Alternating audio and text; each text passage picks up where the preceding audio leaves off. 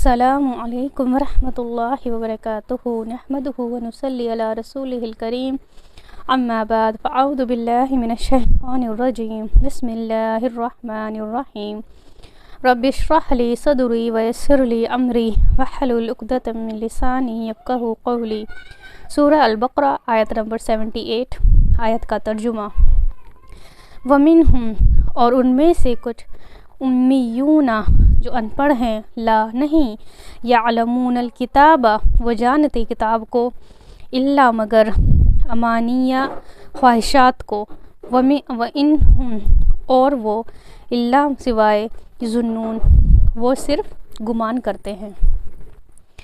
اب بنی جو اسرائیل کے بارے میں جو ان کی سرکشہ بیان کرنے کے بعد اللہ تعالیٰ ان کے مختلف جو گروپس تھے جو ان کے بارے میں اللہ تعالیٰ فرماتے ہیں کہ کچھ لوگ تو پڑھنے والے تھے اور کچھ لوگ جو تھے وہ امیون یعنی ان پڑھ تھے۔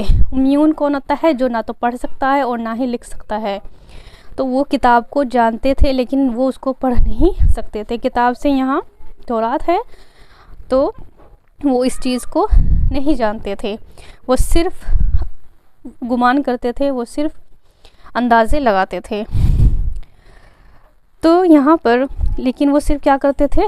صرف پہچانتے تھے کتاب کو، بلکہ ان کے کیا تھے؟ وہ صرف اپنی خواہشات کے تابع رہتے تھے۔ اپنی خواہشات کو پورا کرنے کے لیے ہر وقت ان کا بھاگ دوڑ رہتی تھی۔ تو یہاں پر یہ کہا گیا ہے کہ وہ لوگ کوشش بھی نہیں کرتے تھے کہ وہ اس چیز کو، اس کتاب کو پڑھنے کی کوشش کریں، اس کو سمجھنے کی، اس کے لفظوں کو سمجھنے کی کوشش کریں، بلکہ وہ کیا کرتے تھے؟ اپنی ہی زندگی کی خواہشات کو پورا کرنے میں لگے رہتے تھے اور صرف گمان والی باتیں کرتے تھے۔ تو یہ ان کا حال تھا۔ یہاں پر قرآن کے بارے میں بھی آیا ہے کہ قرآن کو سمجھ کر پڑھنے کا حکم ہے، اور جو قرآن کو سمجھ کر نہیں پڑھ سکتا اس کے لیے ندامت کی گئی ہے۔ قرآن میں غور و فکر جو نہیں کرتا اسے قرآن کو چھوڑنے جیسا مانا جاتا ہے۔ صرف قرآن کی تلاوت کو ہی افضل سمجھنا یہ کافی نہیں ہے۔ تلاوت کرنے کا بہت بڑا ثواب ہے۔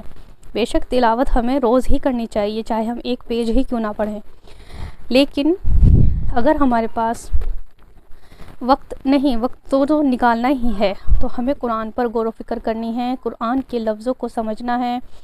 قرآن کے معنوں کو سمجھ کر پڑھنے والا اس کا زیادہ ثواب ہے۔ قرآن کے عالم بننے کے بجائے کچھ لوگ جو ہوتے ہیں وہ قاری بننے کی زیادہ ترجیح دیتے ہیں اس چیز کو، جبکہ قرآن کا عالم کیا ہوتا ہے؟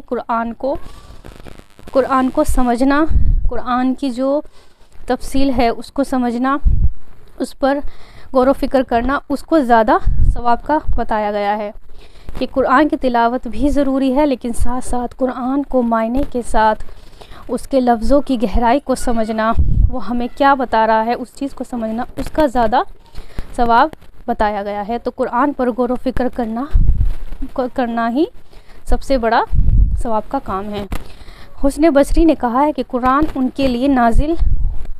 جو ہے اس لیے نازل ہوا ہے کہ اس پر عمل کیا جائے، لیکن لوگوں نے صرف اس کی تلاوت کو ہی عمل بنا لیا، یعنی تلاوت کو کافی سمجھ لیا، جبکہ قرآن عمل کا ذریعہ ہے کہ ہم اپنے عمل کو کس طرح درست کریں، اور اپنے عمل جو ہیں ہم قرآن کے مطابق ہی ہمیں کرنے چاہیے۔ تو قرآن پر غور و فکر کرنا یہ بہت زیادہ ضروری ہے۔ السلام علیکم ورحمۃ اللہ وبرکاتہ۔